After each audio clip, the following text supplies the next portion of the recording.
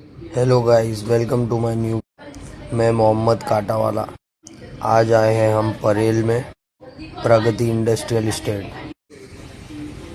यहाँ पर हम जाएंगे सेकंड फ्लोर पे 212 नंबर इंडिगो प्रिंट्स। इनका प्रिंटिंग प्रेस का काम है बहुत बड़ा, देख सकते हैं आप।